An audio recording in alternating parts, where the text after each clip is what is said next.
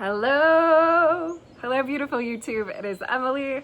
I hope you're having a beautiful day. I want to say happy Mother's Day to all the mothers out there. Today, I have a great video for you. I want to talk today about working with spirits and give you some tips and some insights on how to best work with spirits. So, what do I mean by spirits? I want to quickly, we'll go over this more in a minute, but I'm going to be talking about ancestral spirits, elemental spirits, animal spirits, angelic spirits, and ascended masters. Okay, there's going to be a lot of, we'll call it bleed through energetically between these two. And depending on the degree and I think intensity, there could be some of that in this category as well. So, okay, now, before we get going, I want to explain that every single person is here to work with spirit in some capacity. Okay, some people are more just here to work with their own unique spirit and their connection to their guardian angel and that spirit and their direct connection to God, source, creator of all life.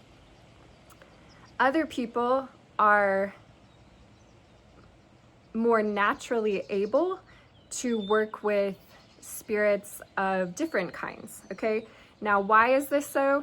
It might be because of past life incarnations. It might be because of someone's constitution. I mean that in the sense of the way that they are as a human being, their actual, like the way God, source, creator decided that they should be, like what their role would be from a divine perspective.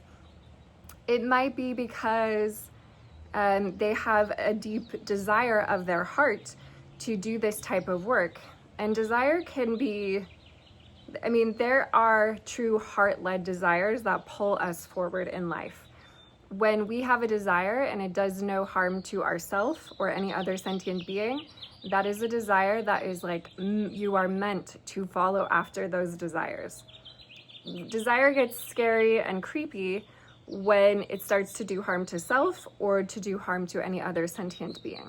But we're not going to go into any of that today because there are a lot of people who desire to work with spirit from these unconscious places that are not true desires. And I think it's important for you to ask yourself, so this is my first tip, is working with spirit right for you specifically? Okay, so of course, yes, it's correct for you to work with your unique spirit, your guardian angel, maybe some ancestral spirits that support you and your direct connection to God, source, creator. Now, is it right for you to be working with elemental spirits and animal spirits and angelic spirits? That is something that only you and your connection to God, source, creator can know. What I will say is that some people just won't even have the desire for this. Some people will, and some people just won't have the aptitude for it, and some people will. For me, working with spirits has always come very naturally, and I think this is because if you were to look at my birth chart, the vast majority of the planetary influences are air and fire in my birth chart. So I am kind of this being that has always had really deep connection and intimacy and ability to feel and hear the spiritual realm. And that just has always felt natural. It would feel unnatural for me to be living life without the understanding and actual knowingness of that. So is it right for you? Is it wrong for you? I don't know. That is truly for you to decide. But I do believe if you have truly a heart's desire to work with spirits, I know that this earth is going through a huge spiritual ascension process, and a lot of people are being called to do this type of work at this time. Okay, now, as a educator, I would like to help people enter the Aquarian age with more understanding of the true spiritual nature of their life. And spirit, inspirare, if you think about what creative life, creative spirit is, it is literally the breath that breathes us. Okay, what happens when someone passes on? They stop breathing. I remember I had a kitty for a really long time. Her name was Moo, and she died just over a year ago. And that morning when I woke up, she died next to me in bed. And I knew she was sick. She was, ready to go. But I remember looking at her that morning and thinking, what is different? I wanted to really observe in that moment, what feels different now that this threshold has been crossed? And there was just, the breath was gone, the life was gone. And I feel like breath is something that is invisible, okay? But I would say maybe all the other things, there is some tangibility to it, but the spirit realm is sometimes this type of feeling: invisible, intangible, inaudible, tasteless, and smellless, unless we begin to develop as human beings our spiritual organs and our spiritual senses that allow us to, a lot of people don't know about clairaudience and clairgoustience, but some people have this ability where, say they're a healer, and they can have somebody be in front of them, and all of a sudden they'll get a smell of a certain type of flower. Say all of a sudden they smell lavender, or they smell sage, and then they can actually offer that spiritual guidance to their client. I think you need to take lavender. I think you need to take sage, etc., etc. So all of our senses have, we'll call them, a more multidimensionality to the spirit world within them. And a lot of people just don't even believe in spirit, and they have lost all connection and can't actually feel that other, what is behind the veil at all. So when you're working with spirits, you've got to develop your ability to be a very accurate, finely tuned instrument. And part of the way you do that is through setting very clear intentions about what you would like to do with your connection to spirit. Part of it is about having very clear boundaries and communicating those boundaries to your guardian angel, who is guiding what you can and can't connect with, and also communicating your boundaries if you have any guardian spirits. Okay, many of us have guardian spirits that go beyond just our guardian angel. So for example, we may have animal guardian spirits, or we may have elemental guardians that are helping us at this time as we're going through this spiritual awakening, and more astral people are waking up to the astral realm. Okay, what is the astral realm? The astral realm is like the cosmic ghetto, okay? It's like the, there are great parts of the astrals, but some of us have astral guardians because we need them, and because we have maybe even had them for many lifetimes, through initiation of trust, relationship building, through all these things that actually you have to do with the spirit world. Okay, so my first tip is working with spirit right for you. Yes, on some level it is, but to what degree? To what extent? Okay, second tip is to approach the spirit world with such care, such honor, such reverence, and truly a pure intent and a pure heart. Like hopefully you approach any relationship in your life. But you want to think about this as trust building. And trust is not just automatically given to any spiritual being that you want to work with, just like trust is not automatically given to just any person who shows up in your life. Trust, when it truly is trust, is built slowly over time through consistency and through good, benevolent beingness and actions. And I want you to really remember, while it's important to have such deep reverence for the spiritual plane of life, that is more easily connected to the frequency, what some people call unconditional love. If it's really love, it's absolutely unconditional. Love is the frequency of wholeness, well-beingness, peace, joy. You know, it's like, it is. If it's love, it is. But these spirits, they're not as incarnated. And so they're not in such a illusionary space of thinking that they're separate from everything. They have more of a wholeness and oneness, which is why we give them such reverence and such like devotion and love. But also, you are embodied on earth. You are here on earth at this time, at this incredible time on planet Earth. And you also have authority and dominion over this domain. And there are many types of spirits that try to influence people to try to get like a foot in this world. And so, and I'm going to use the word priest or priestess.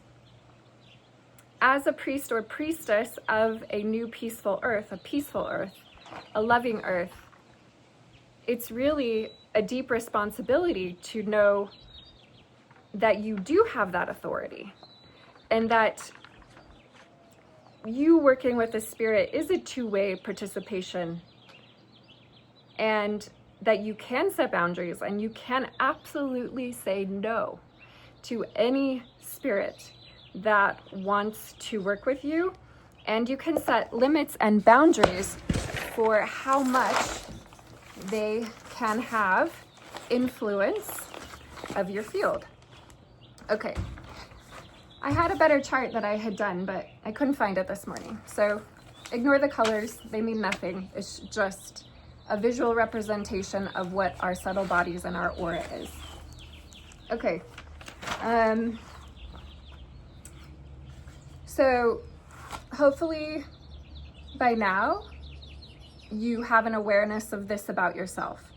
I think that what I could say from being who I am prior to having had my Kundalini awakening and spiritual awakening, I don't think before that I really felt the layers of my auric field, my etheric body, my astral body, my Buddhic plane, my celestial plane, my radiant body. These things, I did not have feeling of them. I did have feeling, but it was unconscious feeling and not as strong. Okay, after my awakening, I feel this part of me, my subtle bodies, with so much more intensity than I used to. So if you are, say, a priest or a priestess, okay, we need to think about, we got to go back in time. Like we need to go back in time, but also forward in time. So like ancient future vibes here. If we think about what our world was like pre-toxic patriarchal domination and rule. So we're going pre-toxic patriarchy. And I want to remind everyone that toxic patriarchy is not just male. It is male and female. It is this force, this dominant force. Speaking of toxic patriarchy, it's the drill bit, drilling into the tree. Okay, so hopefully you can't hear that, or it's subtle. Okay. So, pre-toxic patriarchy, women were really seen as these beings that had, and do still today, have direct connection and access to divine source creator and through the holy womb chakra. Okay, there's been a lot of things on our planet that have tried to convince both men and women that the womb is not, worthy of the absolute reverence that it absolutely is, that space. Okay, so a lot of women have been, and I will say, brainwashed, hive-minded, mind controlled into thinking that they get something, that in the way that sometimes men can get something from like a casual sexual encounter. Actually, I might even stick a little video in here, but I might not. I might just share that in a later post, because I'm doing this new series, The Art of Loving Women Well, because I feel like we need to reteach this ancient understanding. However, the sexual liberation agenda is one in which we imagined as women that if we could only fuck like men, meaning no strings attached, hedonistic, premarital, sort of anything goes sex, that we would finally feel free, that there would be an equal playing field, and there would be this playing field chiefly because of birth control, right? So now with contraceptive pharmaceutical technology, we have erased the difference between men and women.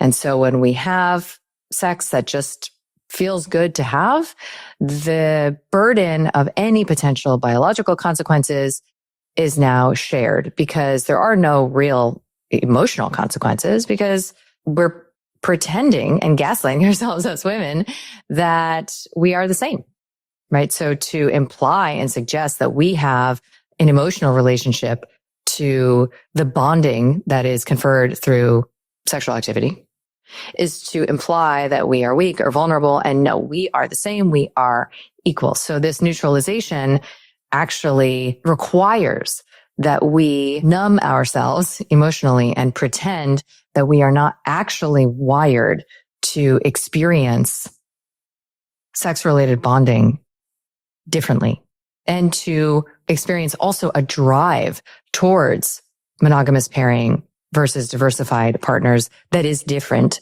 than a man's.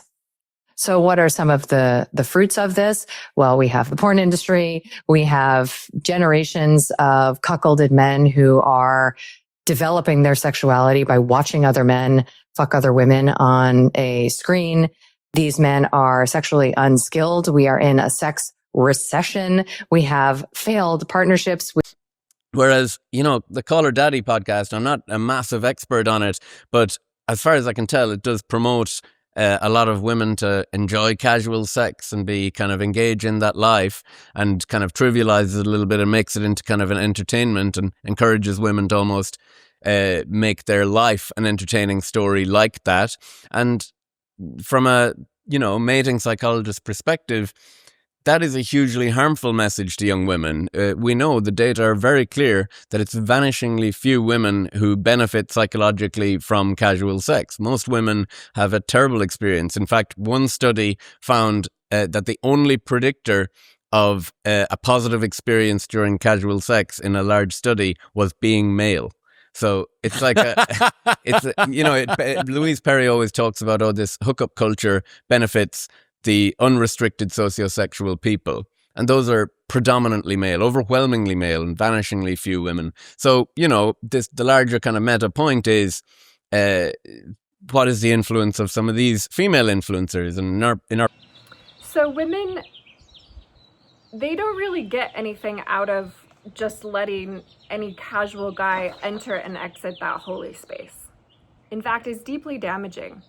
And as a woman, your womb is your holy chalice. It is that space in you that allows you to be really good at what you do with the spirit realm. And so all men on this planet, happy Mother's Day, by the way, have come through a woman's body and have come through the holy womb chakra. And I have other videos on this, so I'm not going to spend much time here. But to say that in a pre-patriarchal world, women were seen as human beings that could really work with spirits in a way that could allow women to gift something to men that would allow men to have something that they don't have if women don't gift it to them. And so kings were made through initiations with priestesses, and therefore anything that they were given through their initiation rites could be revoked if they started to be untrustworthy, unsafe, unholy, or do demonstrative things. Eventually, all of the ancient women who were holding this knowledge were killed off and or abused and used for someone else's reasoning.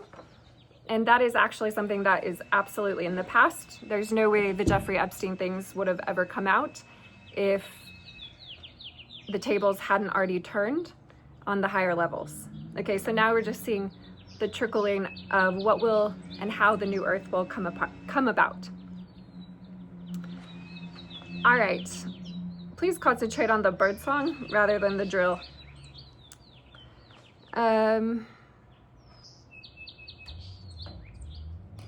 So my third tip is that you shouldn't go looking for spirits. Just let them come to you. They will. If you are good at what you do and you have a certain level of initiation that you've actually embodied, it will be very easy. There will be many, many different types of spirits that will want to actually work with you. So don't go trying to work with Kali Ma. If Kali Ma wants to work with you, she'll show up. Don't go trying to work with the exception of a few, okay? I really do believe that Yeshua, the Anointed One, the HaMashiach, will work with anyone at any moment, in any time that you need. Yeshua, Jesus, Isa, whatever name you love most and resonates within your being. As long as we're talking about the true Yeshua, mother or son of Mary, Mary, mother of Anna, that true lineage of the Christed light on this earth, of the one, the oneness, the wholeness.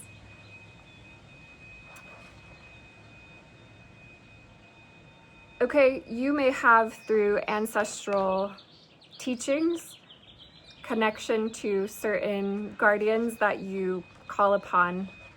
So call upon whoever you need to call upon if you feel like calling upon them is correct.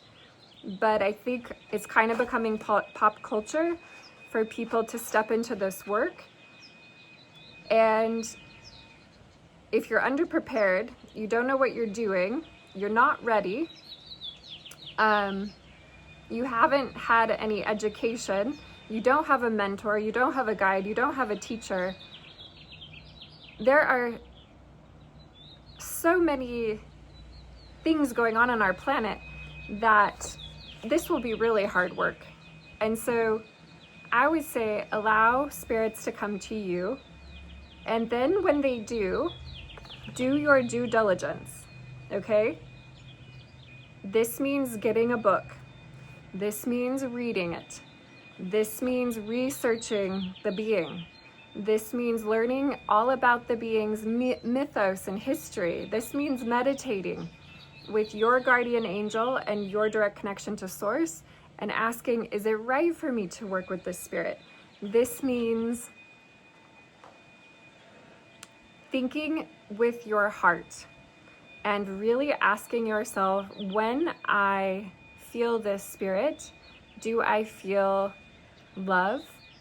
Do I feel joy? Do I feel peace? Is this a peace? Does this bring me peace? Peace is like the thing. Like if it brings you peace, then I would say that is a really good sign. If you feel anything other than pure peacefulness, I would maybe just say no, or maybe set some boundaries. Okay. Now, why would a spirit come to a priest or a priestess? Because, like I said earlier, they would like to do something. So, say you're working with an elemental spirit. Okay, here I have air, fire, water, and earth. So there's these overarching archetypal elemental spirits. Then there are also more specific classifications. So like an animal spirit would be an earth spirit, unless it is a multidimensional animal. But if it's an animal that you see on earth, then it is an earth spirit. For example, fairies, fae, are fire spirits. Nymphs are water spirits. Tree spirits are earth spirits. Air spirits are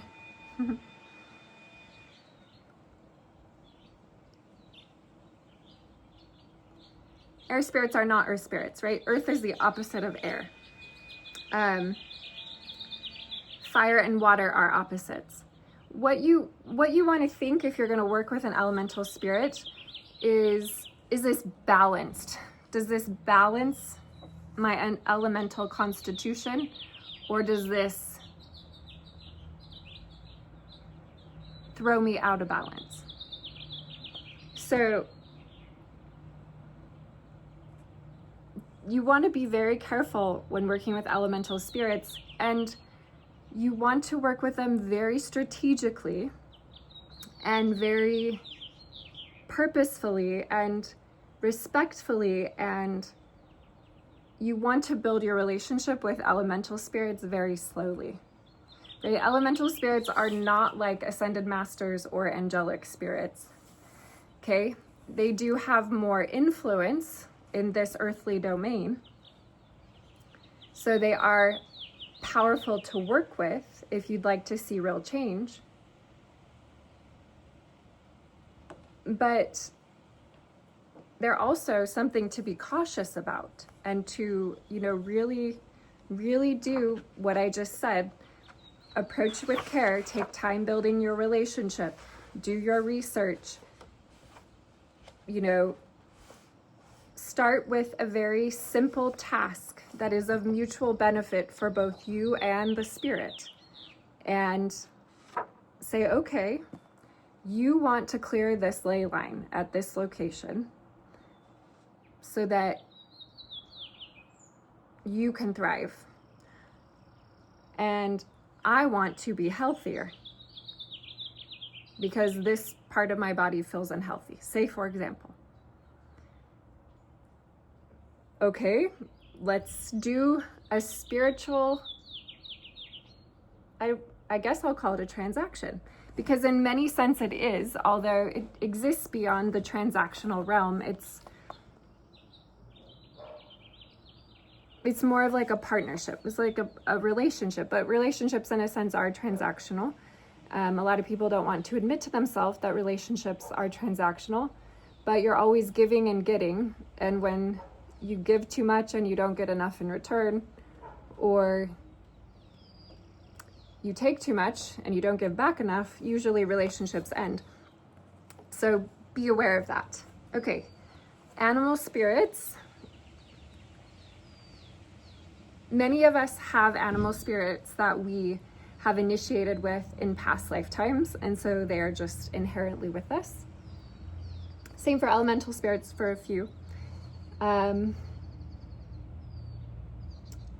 Animal spirits, maybe if you have an animal that you've loved and that has passed on, you definitely have an animal spirit in your life, at least one if that's the case. Old family pets, pets you had when you were little, these animal spirits are always with us. And my cat visits me a lot in dreams. I've noticed since she's been gone that she kind of comes to me in a dream state and then helps me flip into a astral dimension. So these dreams are very vivid when Moo visits, but she almost comes as like this magical little being. She'll like sit on my chest, and then all of a sudden I will flip out of my body and astral project into a reality that she wants to show me. So it's like really cool. Animal spirits, I mean, again, I would just say caution, like caution. You don't want to try to work with the goddess Hathor, that's a cow spirit, and be eating steaks every week, okay? That's not going to go well for you. Animal spirits and elemental spirits really pay attention to how you treat this earth. And if you're, out in your garden spraying Roundup on all the things and killing everything, like, it's not going to go well for you. Like, if you're leaving your light bulbs on your house and have no consciousness and no, like, understanding of, like, the environment, it's not going to go well for you with the animal spirits and the elemental spirits. Like, you really have to be conscious and loving and grounded and centered to work with these beings. Okay, angelic spirits. Like I said, every single human being has a guardian angel. Angels, the angels are just, like, they're just such a high, beautiful, harmonized, powerful frequency. If you need to do soul healing, if you need to, really raise and lift your vibration, if you need support, if you need help, go to the angelic realm. The angelic realm is here on earth to support everyone. They love to support. You can feel them, at least I can feel them so strongly. And I just love to work with angels. Also, angels love to sing through you. Like they're very musical. And so, yeah, that's a beautiful way to work with angels. Ascended masters and archetypes of the one. So for ceremonial purposes and for like ritual reasons, you may want to build a deep relationship with certain ascended masters. So again, I don't think you should go looking for them, but I don't know if that's like a hard and fast rule. Okay, I'm always learning. I'm a student myself. And so my sense is that you should let ascended masters come to you. For example, in the beginning of working with any ascended master, I was visited by Mary Magdalene. And this was like when I did not know who Mary Magdalene was. I knew of her, but like just like in a periphery sense. I had no real understanding, insight, or relationship, and then this wondrous day, it's like, I'll never forget this day. It literally changed my life. My whole apartment, like the living space, I was in a deep meditation, and all of a sudden I just felt it was rose. Like that is the frequency of the rose. Women, just like this kind, loving, like the type of sister that you can actually trust. I know sometimes like when you feel into women, it's scary to feel into women because some women on this planet are crazy. They will turn their back on you and hurt you at any second. But like when you feel into like the heart of what sisterhood and woman is, this is like the feeling that like just came into my living room and surrounded me, and it was gold and it was pink and it was loving and compassionate. Just like, this is the thing about when you work with spirits, you really have to trust what you feel, because what you can see, spirits can make themselves look beautiful. And then when you say reveal your essence to me, they cannot give you like that blast of like unconditional love. So don't trust what you see necessarily. Something can appear as an angel and it has no ability to give you that full body feeling of like compassionate bliss state. So because you want to like trust by feeling. You should feel it here in your heart center. When you're working with a being that is truly connected to the one and an archetype of the one, that means that they have initiated to the place of unity consciousness, and that they have, in a sense, the word I'm hearing is resurrected. So they have had a resurrection at some point within their soul's history, and some lifetime, right? Most likely, if it's ascended master, it's the lifetime that we think of them as. Like, so if we're thinking of Saint Germain, it's the actual lifetime Saint Germain was alive, for example. Okay, so yeah, so that meeting, when I met Mary Magdalene, she approached me and it was like this golden ball sphere of light. Like you couldn't even see. It was just like this gold light. And then I felt this presence on the top of my crown. And then I got this very large, now I know these as sort of activations, energetic activations, but just this like huge transmission of energy. No, I'm not going to call it a transmission, because transmission etymologically means conveyance. It wasn't spoken. It was felt. And a few days later, I started speaking light language. I didn't know what light language was. I actually typed into Google, sounds coming out of my mouth. What could this be? So yeah, I was saying that day like actually changed my life. Like it was never the same. It was a life-changing day in my life. I saw 3434. 7-7. Okay. Venus. If you know about the Venusian energy and the 7. Perfect. Okay. So yeah, that's what I have for you today. I hope these tips have been helpful. But just to give encouragement to, ancestral spirits, of course. The ancestors are like, you didn't talk about us. Okay. Ancestral spirits. So everybody knows that they have like some ancestor that was like horrible. Or maybe like had a really gruesome death. When people don't have like great deaths, they can get trapped. They can't like make their full energetic escape from the realms in which Earth occupies. You can have ancestors that haunt you. You can have ancestors that help you. Same thing. Again, discernment. I'm moving a lot of energy through my throat chakra. The thing that I have come upon with my own ancestors is that I, Emily, am willing to work with any single one of my ancestors from all four of my ancestral lines, insofar as that ancestor has entered a state of communion and wholeness with the divine source creator. So if I have an ancestor that is still separate from divine source, then I do not seek their energy, attention, vibration, anything. Like I don't work with them. Because I'm only willing to work with ancestors that have and do reside within the law of one.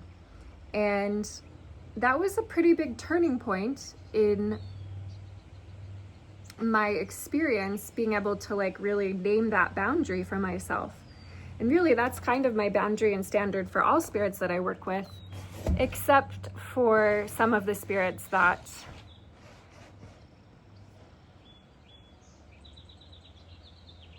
I guess I should talk about archetypal spirits. So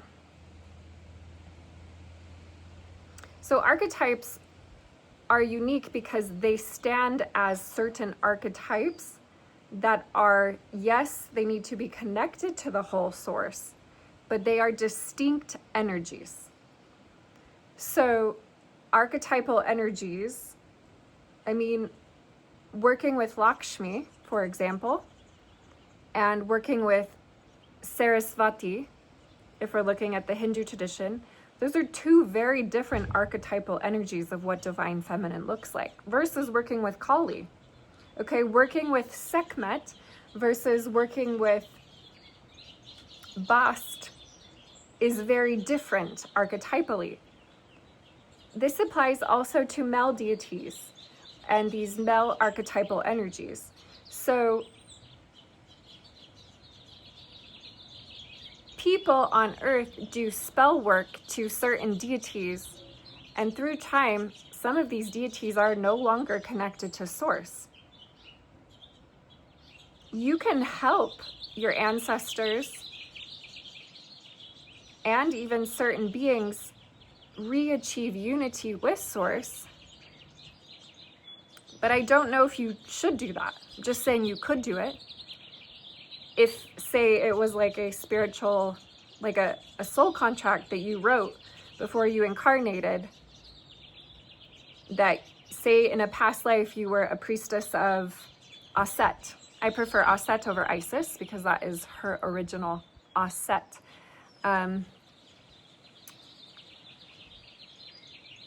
But say you were a priestess of Isis in a past life, and then the energy of Isis has been distorted and fallen, and as a priestess of Isis, you're going to, work with Isis energy on this planet to reunite it with source, for example.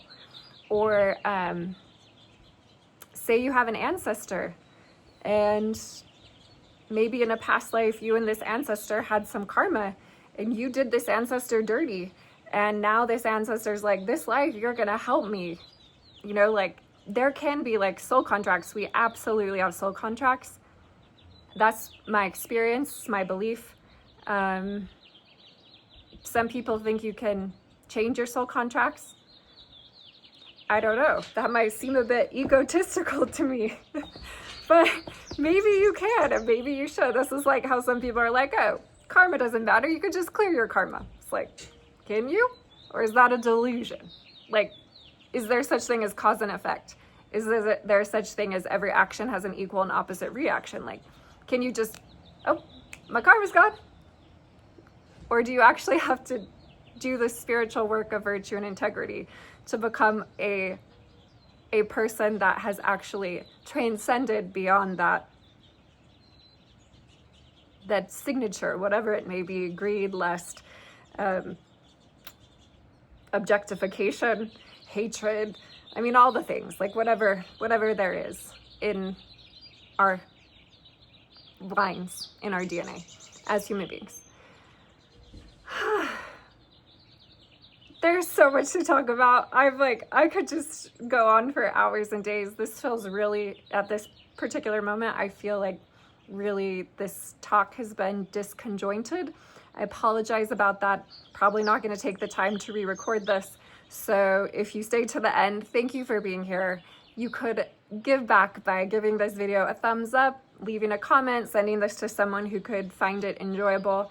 And yeah, if you happen to be somebody who's viewing for the first time and you would like to subscribe, I truly hope to educate about what every human being needs to know and how we can move in to the Aquarian age and be in integrity with this new age of peace.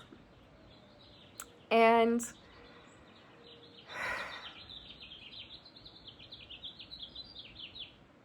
I'm wishing you a beautiful day. Much love.